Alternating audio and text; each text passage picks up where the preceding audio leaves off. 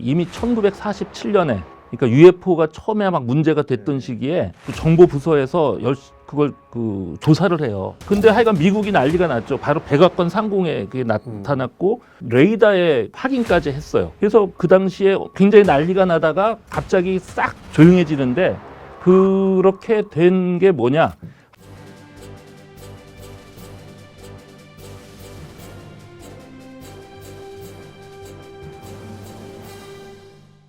안녕하십니까. 오늘 10분 토론에서는 정말 음모론을 비롯해서 그동안 온갖 이야기가 끊이지 않았던 곳이죠. 51구역에 대한 얘기를 나눠볼까 하는데 이 분야 최고 전문가 두 분 모시고 바로 토론 시작해 보도록 하겠습니다. 네, 저는 우석대학교에서 전기전자공학을 가르치고 있는 맹성렬입니다. 뭐 UFO 전문가로 더 많이 알려져 있습니다. 예. 저는 과학 커뮤니케이터 이덕식입니다. 51구역 전문가는 아니고 그냥 관심이 있고 좀 생각해온 바가 있어서 교수님 뵙고 좀 이야기를 하고 싶어서 나왔습니다. 뭐 이독실님 정도면은 전문가예요. 너무 겸손하시면 안 돼요. 네. 두 번 죽이시려고 지금 큰일 났습니다.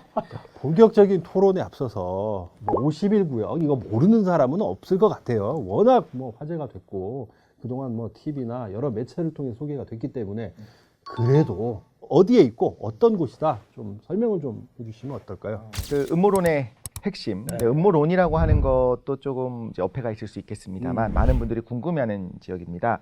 미국이 네바다에 있는 서울 면적의 2배 정도 되는 곳이고요. 굉장히 크군요. 꽤 큰 곳입니다. 사막에 있으니까 이게 뭐 땅값이 싸니까 거기를 이제 구매를 했다. 라스베가스에서 별로 안 멀다고. 네, 멀지 않습니다. 그래서 한번 둘러보고 이제 총도 한번 맞아보고 이제 이렇게 투어를 좀 진행할 수도 있을 것 같은데요.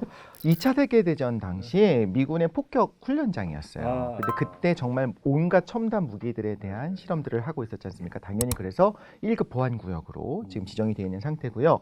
이 훈련장이 음모론의 중심이 되기 시작한 것은 1947년에 그 유명한 로스웰이라고 하는 지역의 한 일꾼이 비행체의 잔해를 발견한 거예요. 그래서 발견 당일의 보도기사에 나오기로는 비행 접시에 잔해가 나왔다라고 이렇게 바로 나왔는데 바로 다음날 누군가에게 전화를 받았는지 기상 관측용 기구의 일부다. 비행 접시 그런 거 아니다 이렇게 정정기사 바로 나왔죠.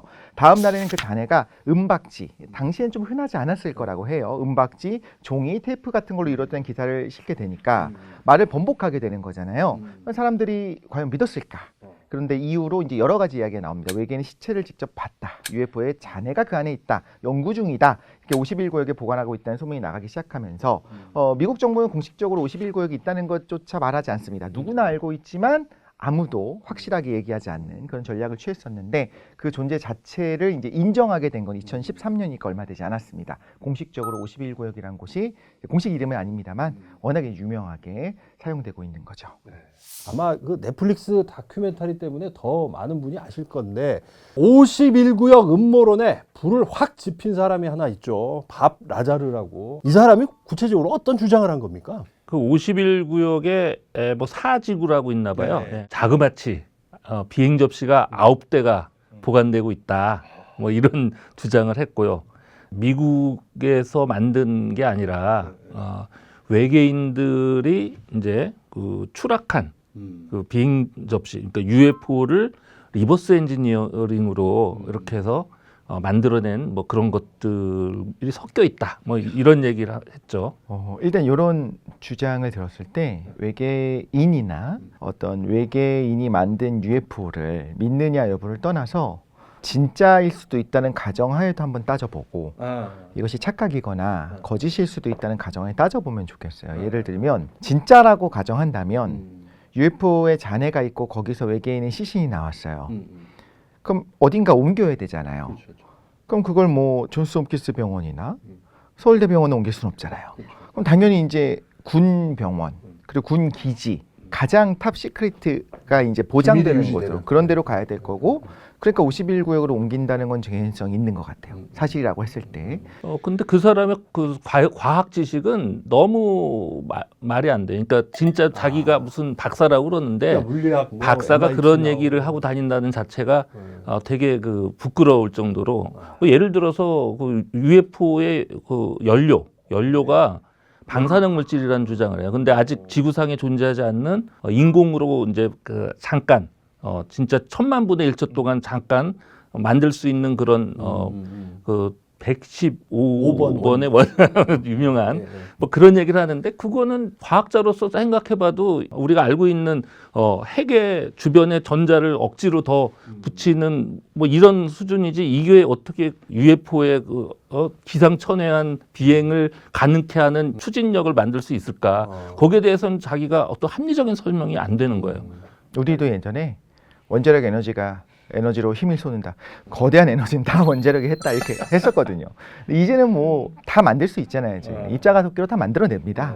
아니, 그리고 실제로 이런 가설이 이미 1947년에, 그러니까 UFO가 처음에 막 문제가 됐던 시기에 미국 그 공군, 그러니까 47년에는 이제 육군 항공대였고 48년부터 미국 공군이 되는데, 그때 그 정보 부서에서 그걸 그 조사를 해요. 그걸 갖고 테스트를 쭉 해서 1952년 7월부터 제대로 그 모든 풀 시스템이 작동되기 시작했어요. 그러자마자 UFO가 나타난 거예요. 예, 마치 그거를 테스트해 보겠다는 요량, 마치 그런 것처럼. 딱 타이밍 맞춰서. 예. 근데 하여간 미국이 난리가 났죠. 바로 백악관 상공에 그게 나타났고 레이더에 확인까지 했어요. 그래서 그 당시에 굉장히 난리가 나다가 갑자기 싹 조용해지는데, 그렇게 된 게 뭐냐? 하버드 대학교 천문학과의 교수가 미 공군에 자문을 하면서 공항 레이더에 포착된 것은 다 허상 궤적이고 UFO 쫓아갔지만 그 본 것은 뭐 불빛을 착각한 거고 뭐 이렇게 해서 다 설명을 해버려서 그때 잠잠해졌죠. 실제로 관제 요원이나 조종사들이 봤다고 하는 수준의 비행을 하는 그런 물체의 추진력을 내려면 도대체 뭐가 가능할지 막 나름 조사를 해서 그때 그나마 가능한 가장 최대 출력을 낼 수 있는 게 이제 원자력이다. 그리고 이제 나름 얘기는 그렇게 결론은 내렸는데, 문제는 그 원자력이 실제로 엄청난 에너지를 내지만 UFO, 우리가 보고되는 수준의 그 UFO 정도의 비행을 하려면은 계속해서 원자폭탄이 터트려가면서 움직이는 그런 수준이에요. 이게 우리가 알고 있는 제어를 해갖고서 에너지를 조금씩 빼내갖고 쓸 수 있는 그게 아니거든요. 그래서 그런 기관을 도대체 누가 만들어? 그거는 사실 상상이 안 되는 거죠. 예. 이 밤 라자르에 대해서는 여러 가지 얘기가 많더라고요. 이 사람 뭐 학력 위조 얘기도 있고, 미국이 뭐 신무기 개발이나 이런 걸 감추기 위해서 일부러 저 사람을 내세워가지고 지금 거대한 지금 음모론을 오히려 퍼뜨렸다. 뭐 여러 가지 좀 그런 얘기들이 있죠. 그 사람은 어떻게 보면 학력이나 무슨 경력도 좀 의심스럽고 뭐 이렇기 때문에 식자들 간에는 조금 문제 있다 이랬는데, 예. 근데 최근에 그 미국의 UAP 관련 2차 청문회에서 데이빗 그러시라고 베테랑 정보 요원이죠. 미 국방부에서. 그리고 실제로 UAP 그 태스크포스 팀에서도 활동을 했던 그쪽에서 어떻게 보면 굉장히 중요할 수 있는 증언을 해요. 예, 거기서 증언을 어떤 증언하냐? 바로 이 51구역에서 밥 라자르가 봤다고 하는 것과 거의 똑같은 얘기를 그 사람이 직접 합니다. 근데 이거는 굉장히 이제 상황이 다른 거죠. 확실한 신분에 그다음에 그 UAP 관련해서 누구보다도 가장 많은 정보를 갖고 있을 거라고 신뢰할 만한 위치에 있는 사람이, 그것도 국회 청문회라는 아주 그 엄중한 자리에서, 예, 그렇죠. 그 자리에서 아주 포멀하게 얘기를 한 거예요. 해버렸기 때문에 이제 상황이 확 또 많이 달라졌어요. 거기서도 이제 똑같이 외계인이 실제로 생포 내지는 뭐 시체가 실제로 추락한 것을 회수했다. 또 UFO 추락체를 가져다가 리버스 엔지니어링으로 새로 만들고 있다. 뭐 똑같은 얘기거든요. 밥 라자르하고. 그래서 이래서 다시 또 지금 상황이 좀 달라졌고, 이게 이제 식자들 간에도 이제 헷갈리게 된 거죠. 근데 저는 이것 또한 역정보 작전이라고 봅니다. 기존의 사람을 통해서 이제 이야기해야 되는 굵직굵직한 걸 얘기했잖아요. 이야기를 했는데 이 사람의 범죄 경력이나 좀 못 믿을 만한 부분들이 많이 발견이 됐어요. 그런데 그 얘기로 이제 밀고 나가야 되는 어떤 거대한 뒷배경 입장에서는, 그럼 또 신원이 확실한 사람을, 그리고 굉장히 충성스러워야 돼요. 왜냐하면 이 이야기를 함으로써 본인이 뭘 얻을 수 있고 잃을 수 있는지가 명확하잖아요. 근데 이거는 이제 국가를 위한 거다, 혹은 뭐 인류를 위한 거다, 이런 사명감이 아니면 못할 거라는 생각을 하거든요. 밥 라자르가 이제 증폭시킨 이 51구역에 대한 얘기는 뭐 이제 논란이 끊이지가 않을 것 같아요. 근데 이 와중에 뭐 제2의 51구역이 있다. 뭐 이런 얘기 나오죠. 네, 달수지 이야기입니다. 51구역이 워낙 유명해지고 많은 분들이 그 근처에서 이제 4K 카메라 들고 기다리고 있다 보니 이제 다른 곳으로 옮기게 되는 겁니다. 덜스라고 하는 소도시 뒷산에 아츄레타 메사라고 하는 곳에 이제 폐광산이 있어요. 그래서 미군이 운영하는 지하 비밀 기지가 있고 여기서 이제 흔히 말하는 맨인 블랙처럼 이제 외계인들과 미군과 우전자 조작 실험을 좀 한다 이런 주장했던 사람들이 있습니다. 해당 기지가 지하 여러 층으로 있다. 여기 미군과 군무원들이 상주하는 사무실과 막사가 당연히 위에 있어야 될 거고요. 외계인과 미국인이 함께 근무하는 곳도 있어야겠죠. 같이 협업을 해야 되니까요. 그리고 외계인 전용 구역도 있을 거고 마지막으로 악몽의 장소라고 하는데 온갖 생체 실험을 자행하는 그런 끔찍한 비밀 공간이 나뉜다는 이제 주장을 했어요. 이구동성을 하는 말이 뭐냐? 인간과 짐승을 혼합한 온갖 끔찍한 혼종을 목격을 하고 UFO가 납치해온 사람들을 끌고 가서 이런저런 생체 실험을 하면서 인류의 생식기에 관심을 가져서 어떤 자극적인 실험을 한다고 한단 말이에요. 여기서 저는 이분들이 어떤 상상력의 부재, 신뢰가 그냥 훅 떨어졌다. 그런데 폭로 이후에 갑작스럽게 이제 사망을 하게 되죠. 그래서 아마 이 일부 음모론자들이 정부가 암살한 거 아니냐. 덜스 기지는 전형적인 미국이 숨기고 싶어하는 연구를 하는 뭐 그런 곳일 거고, 아마 최근에 뭐 알려진 바로는 아마 핵 기지일 가능성이 이제 높은 것 같아요. 근데 사실 이런 그 핵 관련 기지는 앞에서 나왔던 51구역도 그렇고 로스웰도 그렇고 잘 들여다보면은 그 미국에서 가장 그 중요한 안보 관련된 연구를 하는 데하고 쭉 그 맥이 다 있어요. 실제로 로스웰에는 최초의 그 핵 폭격 비행단, 네, 거기에 주둔하고 있었고요. 네, 그러면서 거기서 이제 사건이 나서 UFO하고 이제 연관이 됐고, 핵 폭격 비행단이 초기에는 주로 핵 폭격에 집중해서 연구를 했는데 어느 순간부터는 스텔스기 개발하는 쪽으로 넘어가요. 그래서 그 주력 조직이 이제 그걸 계속해서 이어가고 있는데, 거기가 51구역 가서도 그 스텔스기 같은 걸 만들어서 했고, 덜스 기지도 아마 거기와 이제 깊은 관계가 있는 그런 될 것이다라고 이제 추정을 할 수가 있는 것이죠. 덜스 기지도 이제 뭐 음모론이다라고 얘기를 한다면 예. 또 다른 장소는 제가 없겠냐? 한번 음모론 만들어 볼까요? 또 다른데 심해 어딘가에 뭐 있을 가능성이 있어요. 근데 그거는 미국에서 뭐 만들었다기보단 진짜 외계인 기지가 바닷속 깊은데 어디 있을 수 있다. 뭐 이 정도면 이제 아주 큰 음모론이죠. 영화를 찍으면 되겠네. 이걸 가지고. 외계인들이요. 어디에 숨을 거냐? 심해에 숨을까? 달 뒤에 숨을까? 선택을 해야 된다면 우리는 당연히 달 뒤가 더 도달하기 어렵다고 당시에 생각했을 거잖아요. 하지만 심해가 훨씬 더 찾기 힘들거든요. 달은 기압이 0기압이잖아요.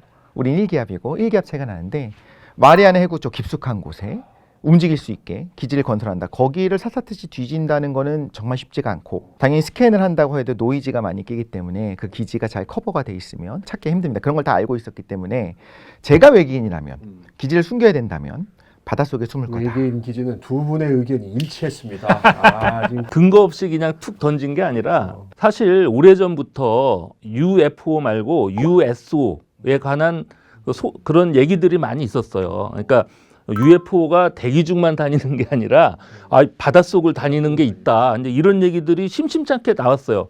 근데 사실 저는 그거 반신반의했거든요. 그거 말이 설마. 왜냐하면 그거는 진짜 말이 안 되는 게, 바닷속을 다니다가 이제 그게 나오면 UFO잖아요. 이제 실제 그런 얘기를 해요. UFO가 떠다니다가 다시 물속에 들어갔다 다시 나왔다가 심지어 이제 우주로 나간다. UFO 됐다가 USO 됐다가 왔다 갔다. 제가 들은 지가 벌써 40년이 넘었지만 최근까지 거의 그 말을 안 믿었어요. 근데 최근에 미국 상원에서 그런 것이 진짜 UFO다라고 법으로 딱 정해버렸어. UAP가 그 뜻이 미확인 계속 비행 현상. 뜻이 바뀌어요. 그렇게 알고 계시죠? 네. 아니에요? Unidentified Aerial Phenomena, 미확인 뭐 공중 현상, 대기 현상 뭐 이 정도로 표현할 수 있었는데 미국이 상원에서 법을 정해버렸어.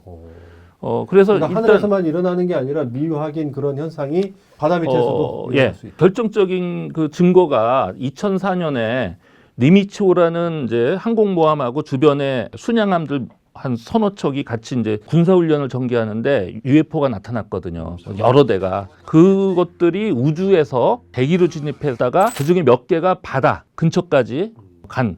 그래서 레이더에 쭉 다 잡힌 거고 바다 근처에서 있는 UFO는 직접 육안으로 확인했어요. 근데 더 중요한 건 거기 나타났던 UFO 바로 밑에 바닷속에서 엄청난 한 직경이 한 150에서 한 200m 정도 되는 거대한 어떤 뭔가가 존재하는 거를 조종사들이 봤다는 거죠. 그래서 이제 아까 그 심해에 뭔가 있을 수 있다 이런 가설을 제가 세워본 겁니다. 세계 최초 수중 외계인 기지설. 비슷한 게 이미 좀 전에 나왔는데 많아요? 제가 처음 들어봐서 두 분은 그러면 우리가 흔히 얘기한 UFO가 실제로 존재한다고 보시는지. 근데 저는 한편으로는 생명이라는 게 얼마나 추론하기 힘든지를 생각을 해봐야 돼요. 사실 우주가 이렇게 넓기 때문에 칼 세이건도 이렇게 넓은데 지구만 생명체가 있다는 건 우주의 공간 낭비다라고 했다고 하는데 우리 인류가 이렇게 출현하고 46억 년이라고 하는 시간 동안에 생명이 만약에 또 다른 방식으로 출현을 했을 거면 다른 방식의 생명이 있어야 되거든요. 예를 들면 해저에 있는 열수 분출공이 있습니다. 거기에 전혀 다른 방식으로 진화했을 거로 보이는 어떤 박테리아나 이렇게 살고 있는데 지금 바깥에 있는 생명체랑 똑같은 DNA, 똑같은 코돈을 공유해요. 그건 무슨 말이냐면 하나의 공통조상이 있다는 거고 이건 굉장히 강력한 하나를 시사하는데 진화로 생명이 나타나기가 너무너무 어렵다는 거예요. 너무너무 어려우니까 이렇게 격리되어 있고 너무나 오랫동안 떨어져 있었고 자발적으로 나타날 수 있을 것 같은 곳에서도 사실 아니다. 다 하나의 후예다라고 하는 거를 간접적으로 저는 보여준다고 생각하거든요. 그렇게 생각한다면 과연 저 우주 먼 곳에서 지적 생명체가 나타나서 하필이면 지금 이 시기에 와서 하필이면 약한 약을 올리듯이 살짝 이 내부 야금. 하면서 내부 고발하는 사람은 또 그걸 또 이게 구경하고 있어요. 이렇게 좀 치졸하게 할 것 같지는 않아요. 근데 없다고 생각할 수는 없습니다. 없다고 말할 수는 없지만 좀 그런 것 같다. 저게 있었으면 진작 좀 제대로 나타났지. 다른 방식으로 다른 했을 방식으로 거다. 나타났지. 뭐 이렇게 해. 근데 있으면 좋겠어요. 있으면 좀 기후위기도 좀 해결해주고 그게 좀 적대적인 외계인일 수도 있잖아요. 그러면 전 지구는 이미 사라졌을 거라고 보거든요. 저도 그 생각은 들더라고요. 전 지금 상황을 정확히 이해하려면 아까 말했던 1952년 상황하고 비교를 좀 해봐야 된다고 생각해요. 70년 전에는 레이더 기술이 워낙 발전이 안 돼 있어서 레이더의 문제로 덮으려고 했던 것처럼 그 당시에는 과학자들도 그렇게 말하면 믿을 수밖에 없을 정도로 레이더에 대해서 무지했거든요. 근데 지금 70년이 지난 상황에서는 이제 전혀 많이 달라졌다. 뭐 그 밖에 다른 센서들로 이제 여러 가지 정보를 얻을 수가 있는데 순양함에서 잡은 거는 고도 8만 피트 정도 상공에서부터 직하강을 하는데 그것이 음속의 100배가 넘는 걸로 추정이 돼요. 대기 중에서 직할강할 때 음속의 100배를 넘는다는 거는 현재 지구상의 기술로는 불가능하다. 이론적인 속도가 음속의 30배를 못 넘어요. 100배는 나올 수가 없다. 그렇죠. 그래서 그 증거를 해서 이게 뭔가 별거 아니다라고 이제 판정을 받든지 아니면 제대로 심판을 받든지 해야지 그런 게 까발겨지지 않은 상황에서는 외계인이 있냐 없냐 갖고 이제 얘기하는 건 좀 아직까지는 섣부른 일이고 근데 재밌는 게 주류 학계 학자들이 돌아서기 시작했어요. 그것도 최근 몇 년 동안. 예를 들어서 존 거츠라고 세티 계획 그 프로젝트에서 현재 주도적인 역할을 하는 사람 중에 하나인데 사이언티픽 어메리칸이라는 그런 데다가 자기 기고를 했는데 거기서 뭐라고 얘기하냐면 우리가 지금까지 먼 우주에 있는 어떤 그 외계인들의 신호를 받기 위해서 노력했지만 지금 모든 증거들은 오히려 그 먼 우주에 외계인이 있는 게 아니라 우리 주변에 있을 가능성이 더 높고 그게 더 찾을 수 있는 방법일 수 있겠다 이런 주장을 해요. 그러면서 그 미 해군에서 찍은 그 동영상 그리고 거기서 봤다고 하는 그 UFO가 어쩌면 바로 그것일 가능성이 있다라고 조심스럽게 이제 썼는데 굉장히 이거는 몇 년 전하고는 분위기가 확 바뀐 거고요. 학계 분위기도 조금 바뀌었군요. 예. 그러니까. 자, 그럼 마지막으로 51구역에 대한 두 분의 총평 들어보도록 하겠습니다. 51구역은 좀 명확한 것 같아요. 거기서 뭐 어떤 외계 생명체나 어떤 위험 적시를 봤다라고 하는 분들의 주장들에 그분들이 상상할 수 있었을 법한 수준으로 보고 내 한계를 요만큼 넘어서는 수준으로 이야기를 했었던 거로 보이고요. 그런데 그것이 명명백백하게 외계인이 지구에 왔었다는 증거로 보기는 어려운 것 같고 있다면 어떻게 협업하고 같이 살아갈 수 있을까? 있다면 어떻게 행동할 것인가? 외계 뭐 행동 경제학 이런 걸 좀 연구할 수 있지 않겠습니까? 그러면서 인류의 지식이 좀 확장되지 않을까 생각합니다. 51구역과 관련해서 막 여러 가지 쏟아져 나오는 좀 황당한 음모론은 저는 일단 아니라고 본다. 네. 왜냐? 일단 외계인들이 그렇게 미국하고 손잡고 뭘 이제 한다는 자체가 일단 수준이 좀 안 맞고 이미 1947년에 미 육군 항공대에서 만든 보고서를 보면 그때 UFO의 행동 패턴이나 여러 성능이 최근에 목격되고 있고 보고되는 거하고 크게 다르지가 않아요. 그래서 이미 그때 이미 어마어마한 수준의 그런 기술력을 보여주고 있었는데 그게 어쩌다가 그것도 그 미국의 중요한 핵과 관련된 그런 기지 근처에다가 이렇게 추락시키고 그런 어리버리한 짓을 했겠느냐 이제 그런 생각을 하고요. 그래서 그렇게 51구역에 대해서 나오는 모든 음모론은 다 엉터리고 그걸 넘어서서 일부러 그렇게 조장을 하는 세력이 있다. 이런 생각까지 해봅니다. 자, 오늘은 51구역에 대해서 정말 뜨겁고 또 뜨겁게 심층 토론을 해봤는데요. 아마 많은 의견 있을 거라고 생각합니다. 많은 댓글 남겨주시기 바랍니다. 자, 두 분 나와주셔서 너무 감사합니다. 고맙습니다. 예, 감사합니다.